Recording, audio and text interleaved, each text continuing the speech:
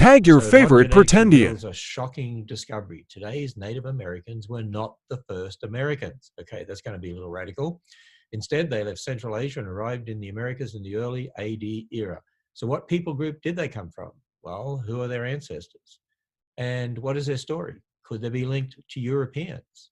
Well, you're going to tune in to find out in this episode 15 with Dr. Nathaniel Jensen from Answers in Genesis. I'm Ken Ham, CEO of Answers in Genesis, Creation Museum, and the Ark Encounter.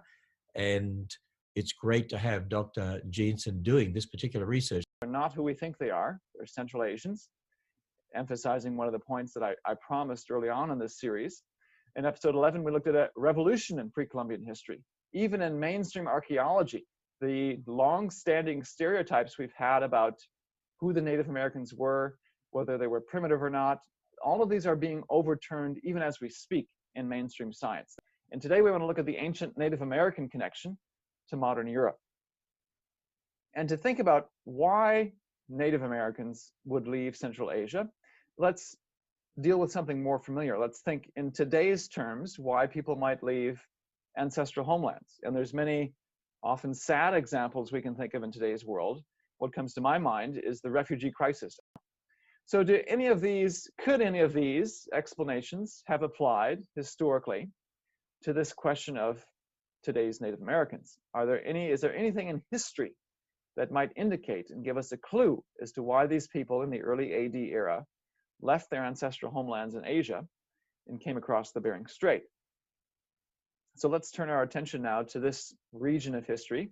And because so much of East Asian, Siberian, Central Asian history is unfamiliar, I want to give us some helpful handles by which to anchor our thinking by just moving the map a little bit further west to the other side of Eurasia, the combined continents of Europe and Asia, which I'll do frequently just because there's a lot of shared history and overlap between these two continents, and sometimes dividing them is a little bit arbitrary. Well, in the era of 250 to 800 AD, there's something very significant happening in Europe. Around the time of Christ, AD 1, AD 30, it was the Roman Empire that was ruling much of Europe. And around the 400s, 500s AD, after the Western and Eastern Roman Empires split up, the Western Roman Empire fell due to invasions from so-called Germanic barbarians. Some of these appear to be indigenous Europeans. We'll discuss them more when we talk about what happened to the Vikings in a future episode. But some of them were Central Asian, like the Huns, shown here by this green arrow. So on the other side of the map, the western side of the map, there was tremendous civil unrest, invasions, warfare happening in the Roman Empire.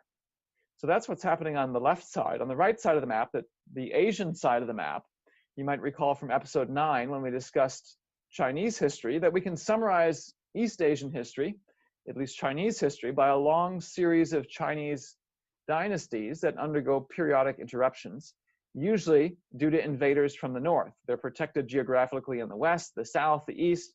It's the north where they build the Great Wall to try to keep these people out. Well, they can breach these defenses occasionally. And one of the major episodes, which at least one history book calls the Age of Division, happens exactly during this time period. The dynasty that precedes this, the end of it, is the Han Dynasty, around 200 to 20 AD. And there's all sorts of unrest then in China, division, so forth. There's barbarians who rule in northern China, and they don't get thrown out until the late 500s, early 600s AD by the Sui Dynasty. So it's the Han Dynasty that's ruling China around the time of Christ, sort of contemporary with the Roman Empire at times.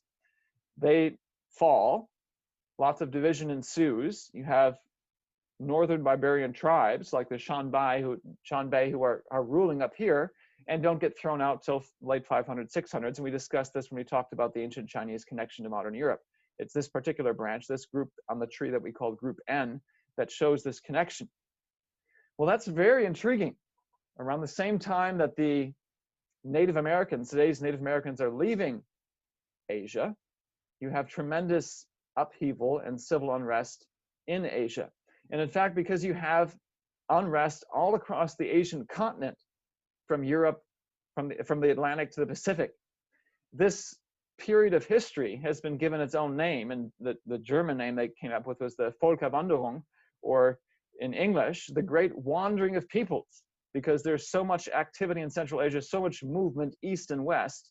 This is a massive transition period. So is it any surprise that we have not only movements within Asia, but from Asia out into an entirely different continent?